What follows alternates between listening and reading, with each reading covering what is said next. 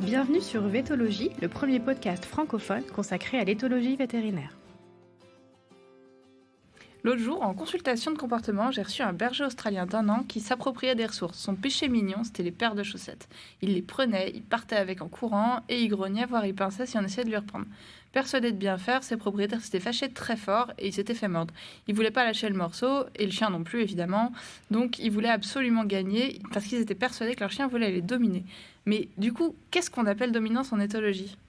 Alors, en éthologie, en fait, on parle plutôt de relation, de dominance-subordination.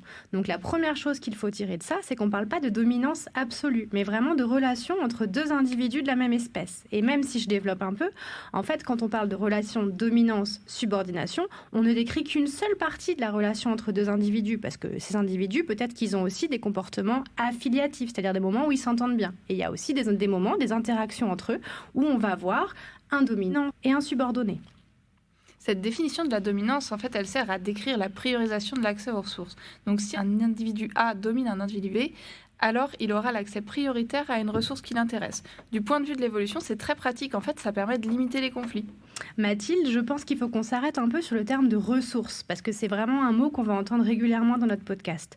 En gros, une ressource, c'est quelque chose que l'animal va trouver dans son environnement et dont il a besoin pour vivre. Pour un chien, il y a la ressource alimentaire, le lieu de couchage, les jouets ou encore les interactions avec les congénères, puisque les chiens sont des animaux sociaux pour qui les interactions avec d'autres chiens sont très importantes.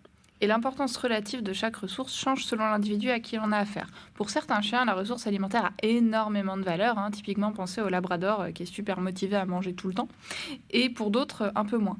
En tout cas, on peut retenir que ce qui est rare est précieux et que si votre chien tombe sur un os alors qu'il n'en a jamais, il risque de pas trop avoir envie de vous le rendre. Donc, contrairement à ce qu'on croit souvent, être dominant sur un autre individu, ça ne veut pas dire passer ses journées à se bagarrer. Une fois la relation établie, elle est relativement stable et tout est clair entre les deux individus.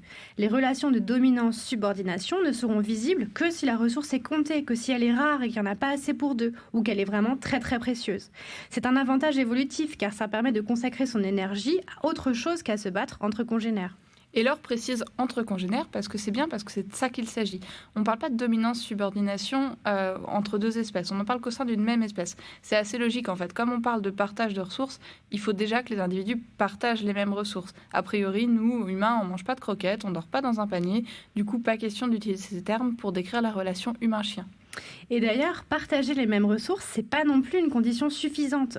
On utilise ces termes que pour décrire les relations au sein de certaines espèces sociales, comme par exemple la poule, chez qui la hiérarchie est très claire et bien définie. On parle de hiérarchie linéaire, la poule A domine la poule B domine la poule C, etc. etc.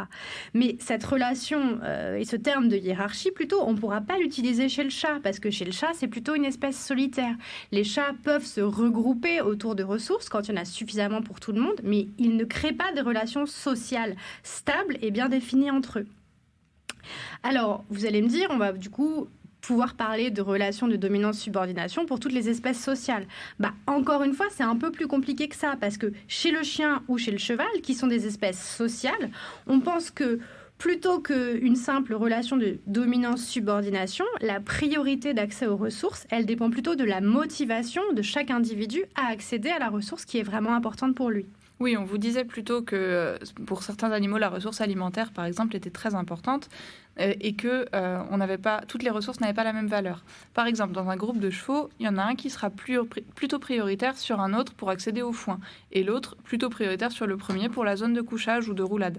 Mais c'est pas quelque chose de stable. Donc quand vous dites que votre chien est dominant, non seulement ça s'applique pas à votre relation avec lui, mais ça peut même pas vraiment s'appliquer aux relations avec les autres parce que finalement c'est plus la motivation à accéder aux ressources qui est déterminante. Du coup, on peut vraiment se demander pourquoi on parle encore de dominance et d'un besoin d'être le chef de meute à la maison. En fait, tout est parti d'une étude sur des loups en captivité, qui non seulement a tiré des conclusions erronées sur le loup, mais qui en plus est utilisée pour décrire les relations entre les chiens et les humains. On pourra vous mettre tous les liens vers les publications scientifiques en commentaire de ce podcast. Oui, Laure parle de conclusion erronée parce que, comme elle l'a dit, cette étude elle a été faite sur des loups captifs, donc sur un groupe artificiel qu'on avait structuré nous-mêmes. En fait, on avait mis des loups ensemble qui ne se connaissaient pas. Donc le groupe s'était structuré comme il pouvait, il avait trouvé la structure qu'il pouvait. Donc on avait constaté au sein de ce groupe un alpha et un oméga. Mais dans la nature, en fait, les loups, ils se structurent pas du tout comme ça. Ils se structurent autour du couple de parents. Donc ça rend le groupe dynamique, la hiérarchie est très différente de ce qui avait été observé par le passé. Donc en plus, quand on a voulu transposer ça aux chiens qui ressemblent plus vraiment à un loup et qui vivent plus du tout comme les couples de loups vivent, c'était une vraie erreur. En tout cas, ça n'a pas de sens de vouloir être le chef. Votre chien, il s'en fiche pas mal de savoir qui est le chef ou pas à la maison. Globalement, les chiens et les chevaux, ils n'arrivent pas dans vos vies en se disant « Tiens, comment est-ce que je pourrais prendre le contrôle de cette maison ?» Oui, ça me paraît vraiment important de sortir de cette vision dépassée et d'aborder les relations humain-animal avec bienveillance. Évidemment, ça ne veut pas dire qu'il faut tout laisser faire et adopter une éducation laxiste. Quand on veut vivre en groupe, il y a des règles, ça s'applique aussi aux animaux. Évidemment, c'est intolérable d'avoir un chien qui agresse les humains ou qui s'approprie des ressources à la maison. Mais ça n'a rien à voir avec l'envie d'être le chef de meute. Donc pour revenir à mon jeune berger australien, il avait surtout trouvé un jouet super sympa et il comprenait pas pourquoi les humains voulaient absolument lui reprendre. Et comme il avait appris que les humains se comportaient de manière pas très sympa avec lui quand il s'appropriait une ressource, il choisissait d'emblée d'agresser pour s'en débarrasser. Heureusement, en expliquant ce qu'on vient de vous dire à ses propriétaires, ils ont cassé cette spirale d'agressivité et le chien est redevenu le super gentil chien qu'il a toujours été en fait. La solution a été par exemple de lui proposer un autre jouet quand il volait les chaussettes ou de l'attirer avec de la nourriture. Ainsi tout le monde était gagnant et du coup le chien trouvait son compte dans l'interaction et les propriétaires pouvaient récupérer leurs chaussettes. Ça sert à ça l'éthologie. En comprenant le comportement de nos animaux, on évite de faire des bêtises en les éduquant. Et on peut évidemment parler d'autres espèces que juste le chien. Par exemple, chez le cheval, on ne parle pas toujours de dominance humain-cheval, mais on parle beaucoup de respect. On entend sur les bords des carrières, il ne me respecte pas, il me marche dessus tout le temps. Mais alors le respect, pour le coup, c'est une notion parfaitement humaine. Le cheval, il fait pas ça pour le plaisir de nous manquer de respect. De la même façon qu'il peut pas tester ou se moquer de nous. Globalement, les chevaux, ils sont comme nous. Ils font ce qui est le plus avantageux pour eux. Et faire ce qu'un humain demande ou éviter un humain qui se trouve sur son passage, c'est pas forcément inné ni avantageux pour le cheval. Donc en fait, c'est à nous de les amener dans la direction qu'on veut qu'ils empruntent. Pour donner un exemple concret, vous êtes sur la détente d'un terrain de concours. La détente, c'est l'échauffement. Votre cheval refuse un obstacle. Votre coach est sur le bord du terrain. Il vous crie « Ouais, il se moque de toi, cravache-le ». Si on se met 2 minutes dans la tête du cheval, le cheval, il n'est pas chez lui. Il a subi un transport qui est un moment plus ou moins difficile selon les chevaux et qui peut être très difficile pour certains chevaux. Il est entouré d'humains et de chevaux qu'il ne connaît pas. Il est peut-être un peu engourdi, contracturé, fatigué du transport, d'avoir attendu, etc. Et vous êtes vous-même sûrement un petit peu stressé. Vous n'êtes pas comme d'habitude. Votre équitation est différente. Vous êtes peut-être plus tendu sur les rênes, pas dans la même position, etc. Est-ce que votre cheval est vraiment arrivé sur l'obstacle dans de bonnes dispositions ? C'est pas sûr. Un coup de cravache, peut-être que ça va marcher, ça va être suffisamment désagréable pour qu'il se résigne à sauter, mais est-ce que c'est vraiment ça qu'on veut ? Est-ce que vraiment on a envie que nos animaux soient résignés à nous écouter ou est-ce qu'on veut les motiver à ça ? Alors, sur les terrains de concours, on voit beaucoup de chevaux, l'écume aux lèvres, les yeux écarquillés, la bouche ouverte, les oreilles plaquées en arrière.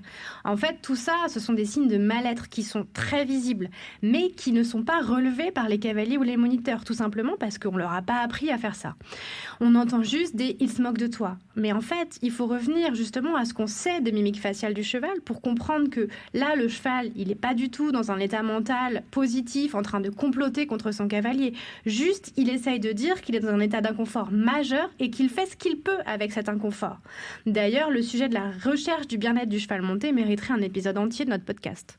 En résumé, ce qu'on cherche à vous dire dans cet épisode, c'est qu'avant d'interpréter le comportement de vos animaux domestiques en sautant sur la conclusion qu'ils agissent pour le plaisir de vous embêter, il faut commencer par revenir à ce qu'ils sont en tant qu'espèce et individus avec des tempéraments propres. Donc par exemple, un cheval anxieux qui ne va pas être à l'aise dans un environnement inconnu, évidemment qu'il ne va pas pouvoir fournir le même effort que d'habitude. En éthologie, il y a un principe qu'on appelle le canon de Morgan. C'est du nom de Lloyd Morgan. Ça a été énoncé en 1894.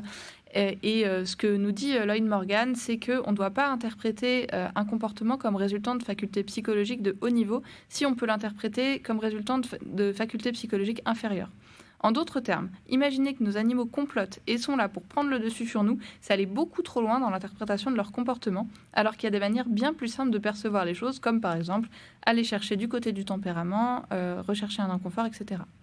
On vous laisse réfléchir à tout ça. N'hésitez pas à nous transmettre vos remarques, commentaires et questions. Nous serons ravis de vous aider à interpréter les comportements de vos vilains animaux dominants et irrespectueux. Et on vous dit à très bientôt dans Vétologie.